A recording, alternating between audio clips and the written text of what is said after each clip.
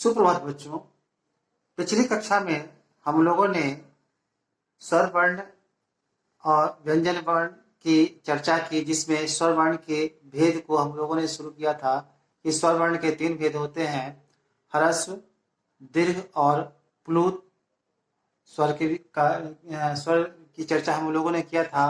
और इसी क्रम में हम लोगों ने इस बात की चर्चा की थी कि अगले वीडियो में हम लोग अयोगवा की चर्चा करेंगे कि अयोगवा क्या है। तो अब हम लोग देखेंगे अयोगवा क्या है। अयोगवा के विषय में हिंदी व्याकरण में कुछ इस प्रकार से इसकी चर्चा की गई है कि हिंदी वर्णमाला के ऐसे 2 वर्ण जिनकी गिनती न तो पूर्ण रूप से स्वर वर्ण में होती है और न ही व्यंजन वर्ण में, यानी ये स्वतंत्र ध्वनि है जो स्वर वर्ण के अंग होते हुए भी व्यंजन वर्ण की भांति कार्य करते हैं। इसे अयोगवा कहते हैं। ये 2 हैं, अंग और अह। इनकी मात्राएं हैं, ये जिसे हम लोग अनुस्वार कहते हैं, और ये 2 बिंदु, ये इसका जो है इसकी मात्रा है, इसे हम लोग कहते हैं विसर्ग। अब रहा अब कि ये अंग और अह, वैसे हम लोग जानते हैं कि जब भी स्वर वर्ण की चर्चा होती है तो कहते हैं कि अ से अ तक लिखने के लिए, और बच्चे अ से अ तक लिखते हैं। फिर जब जैसे जैसे स्तर जो है, अध्ययन का स्तर आगे बढ़ता है, तो ऐसे ऐसे यह बताया जाता है कि अब जो है सो स्वर वर्ण में अंग और अ जो है वह स्वर वर्ण का हिस्सा था तो जरूर, लेकिन उसकी गिनती नहीं होती है। इसीलिए जब भी हम चर्चा करते हैं कि स्वर वर्ण की संख्या कितनी होती है, तो उसमें हम लोग कहते हैं कि इसकी संख्या 11 होती है। जबकि हम लोग स्वर वर्ण को लिखते हैं तो अ से लेकर के अ तक, तो गिनती करके देखें तो उसमें कुल संख्या होती है 13। लेकिन व्याकरण कहता है कि नहीं, उसमें से अंतिम 2 वर्ण जो है अंग और अ जो है, वह जो है सो उसका अंग जरूर है, लेकिन गिनती उसकी स्वर वर्ण के अंतर्गत नहीं होगी। तो इस प्रकार से क्यों नहीं होगी, तो है ना, उसके पीछे कुछ जो कारण दिया गया, कुछ तर्क दिया गया है, वो इस परिभाषा में जो है बताया गया है। और अब ये है कि कैसे, तो कैसे के लिए उदाहरण हमें देखना होगा। जैसे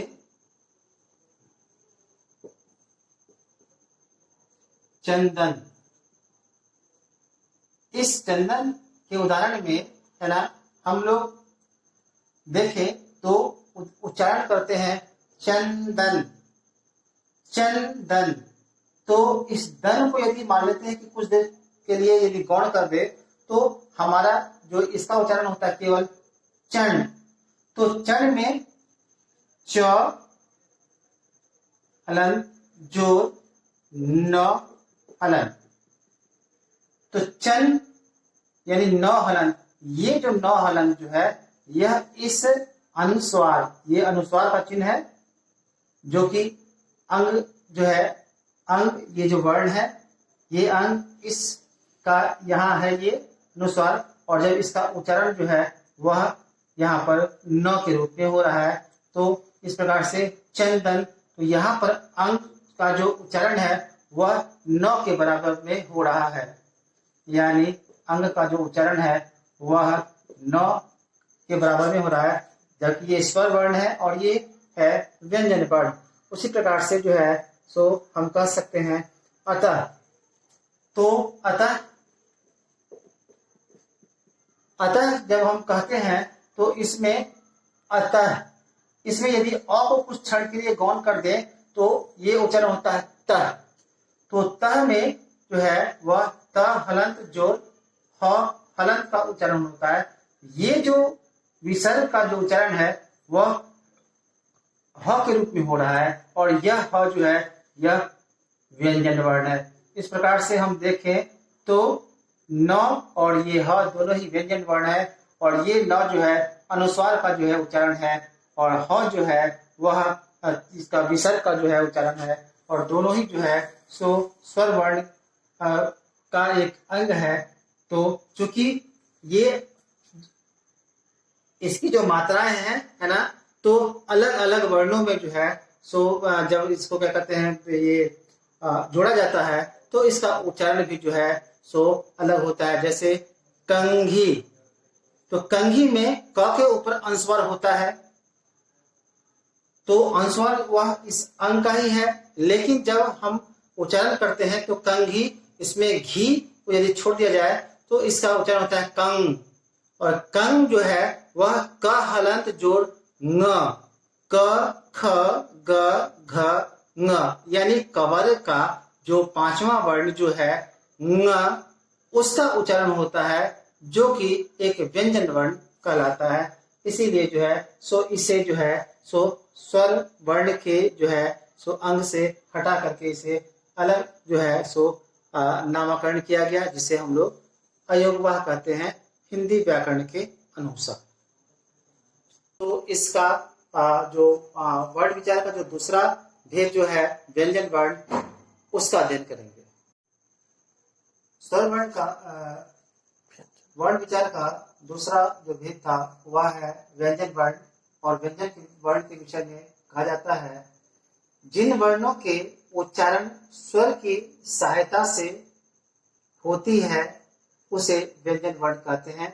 यानी हम ऐसे भी कह सकते हैं कि ऐसे वर्ण जिनका उच्चारण स्वर की सहायता से की जाए उसे व्यंजन वर्ण कहते हैं। जैसे क ख ग घ इत्यादि।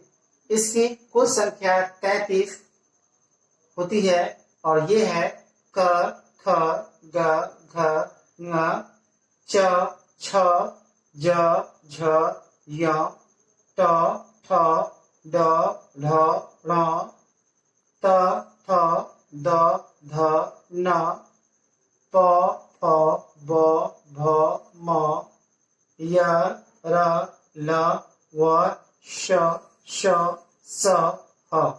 इसे तालव्य श भी कहा जाता है, इसे मूर्धन श भी कहा जाता है और इसे दंत स भी कहा जाता है।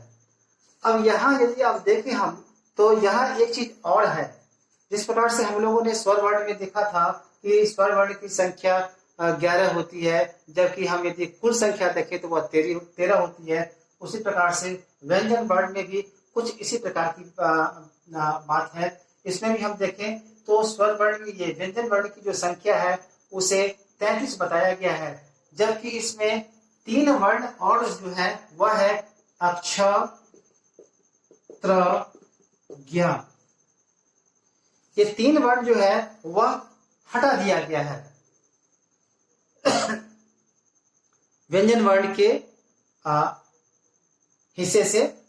और व्याकरण ने इन तीनों वर्णों को जो है इसलिए हटाया गया है क्योंकि व्याकरण बताता है कि ये तीनों वर्ण जो है वह संयुक्त व्यंजन है।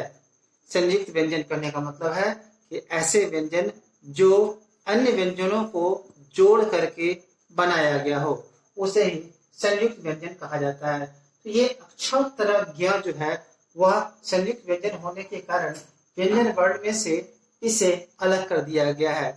और अब जहां तक संयुक्त व्यंजन की बात आती है तो व्याकरण यह बताता है कि संयुक्त व्यंजन जो है वह केवल 3 ही नहीं है, इसकी संख्या है 4 और वह है 1/4 श्र। इस प्रकार से जो है सो संयुक्त व्यंजन की संख्या जो है वह 4 हो जाती है ना। तो हम लोग फिर आगे देखेंगे कि ये संयुक्त व्यंजन कैसे बनता है, हम लोग इसे हम लोग देखेंगे। तो इस प्रकार से अब देखें तो ये जो है इसका उदाहरण जो है क ख ग घ। तो व्याकरण ने इस पहली पंक्ति को जो है सो इसे कवर्ग कहा है। कवर्ग कवर्ग क ख ग घ ङ 5 वर्ण को मिला करके कवर्ग कहा गया। यानी कि इस पंक्ति में जो पहला वर्ण है क, इसी के नाम से वर्ग का नाम दिया गया और कहा गया इसे कवर्ग। उसी प्रकार से च छ ज झ य इसका नाम दिया गया चवर्ग। इसी प्रकार से इसका नाम दिया गया टवर्ग, इसका नाम दिया गया इसी प्रकार से तवर्ग और इसका नाम दिया गया पवर्ग। इसका नाम नहीं दिया गया। इसका नाम इसलिए नहीं दिया गया क्योंकि हम देखें तो प्रत्येक वर्ग में 5 वर्ण हैं, जबकि अंतिम में 5 से ज्यादा है।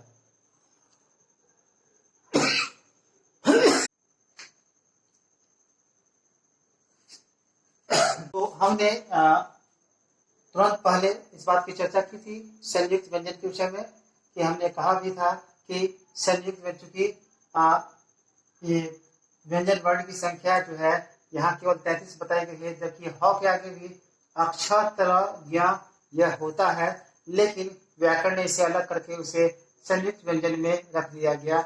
और जिसके विषय में हमने कहा कि संयुक्त व्यंजन ऐसे व्यंजन होते हैं जो दो व्यंजनों के मेल से एक नया व्यंजन बनता है, उसे ही संयुक्त व्यंजन कहते हैं, है ना।